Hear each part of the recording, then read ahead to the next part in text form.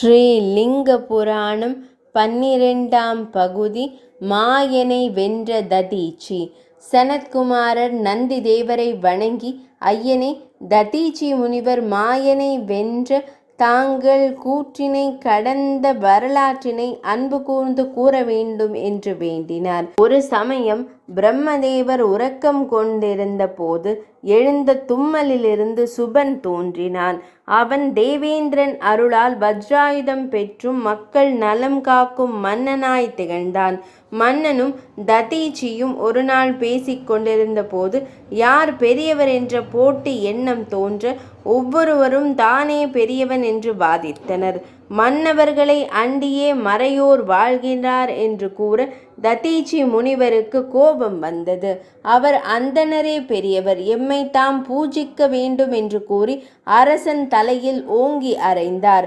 மன்னன் மிக்க கோபத்துடன் வஜ்ராயுதத்தை எடுத்து ததீச்சி முனிவரின் மார்பிலே அடிக்க அவர் இரத்தம் கக்கி துடிதுடித்து மயங்கி விழுந்தார். நினைவு திரும்பியதும் முனிவர் அரண்மனையை விட்டு வெளியேறினார். ததீச்சி சுக்ராச்சாரியாரை நோக்கி தவம் இயற்ற அவர் தோன்றினார். அவரிடம் நிகழ்ந்ததையெல்லாம் கூறி அரசரின் வஜ்ராயுதத்தால் ஊறு நேர்வதற்கு முன் இருந்த உடலை பெற வேண்டினார். அப்போது சுக்ராச்சாரியார் தனக்கு அந்த சக்தி இல்லை என்றும் பரமனை வழிபட்டு கோரியதை பெறுமாறும் அறிவுறுத்தினார். ததீச்சி முனிவர் சிவனை வழிபட அவர் தோன்றி என்ன வேண்டும் என்று கேட்க முனிவர் வஜ்ராயுதத்தால் ஊறு நேரா தேகத்தை அருள வேண்டினார். அவ்வாறே ஈசனார் வரம் அருள ததீச்சி முனிவர் அரசனுடைய அரண்மனைக்கு வந்தார்.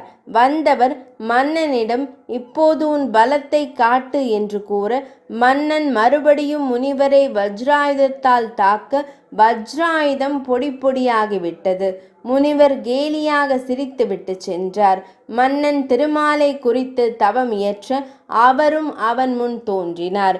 மன்னன் நிகழ்ந்தவற்றை கூறி ததீச்சி முனிவரின் உடலை சோதிக்க ஒரு ஆயுதம் வேண்ட ஈசனார் திருவருள் பெற்ற முனிவரை பணிய வைப்பது எப்படி முடியும்?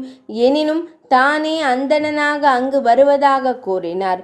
இவ்வாறு தோன்றிய திருமாலை பார்த்த முனிவர், பரந்தாமா, அன்பனுக்கு அருள் புரிய ஏன் இந்த வேடம் என்று கேட்க திருமால் தனது சுய உருவில் தோன்றி முனிவரிடம், வேணியன் அருள் பெற்றவரால் ஆகாதது உண்டோ? மன்னன் சுபன் என் பக்தன், அவனுடன் நட்புடன் இருக்க வேண்டுகிறேன் என்றார். ததீச்சி முனிவர் அதை ஏற்கவில்லை. தான் நேரில் வந்து கேட்டும் ஏற்காத முனிவர் மீது கோபம் கொண்ட திருமால் அவர் மீது சக்கராயுதத்தை வீச முனிவர் ஈசனாரை தியானித்து நின்றார். சக்கரம் முனிவரை மும்முரம் வலம் வந்து திருமாலிடமே திரும்பியது. அப்போது முனிவர், இந்த சக்கரம் நீலகண்டன் தந்ததல்லவா, அது அவர் பக்தருக்கு துன்பம் தருமா என்று கேட்டார்.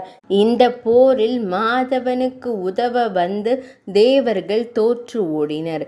தன்னந்தனியாய் நின்ற மாதவன் மாயையால் முனிவரை குழப்ப ஈசனார் தந்த ஞானக்கண் மூலம் முனிவர் எதையும் நன்கு காண முடிந்தது.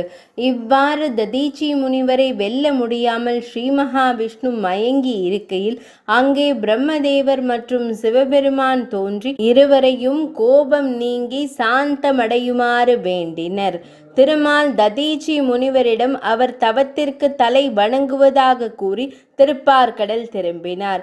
அது கண்ட சுபன் என்னும் மன்னன் பார்க்கடல் சென்று மாதவனிடம் தன் நிலைமை என்னவென்று கேட்க திருமால் விரோதம் நீக்கி நட்பு பெறுமாறு கூற மன்னன் ததீச்சி முனிவரை வணங்கி தான் செய்த குற்றத்தை பொறுத்தருள வேண்டினான். முனிவரும் முன்பு போல் அவனிடம் நட்பு கொண்டிருந்தார்.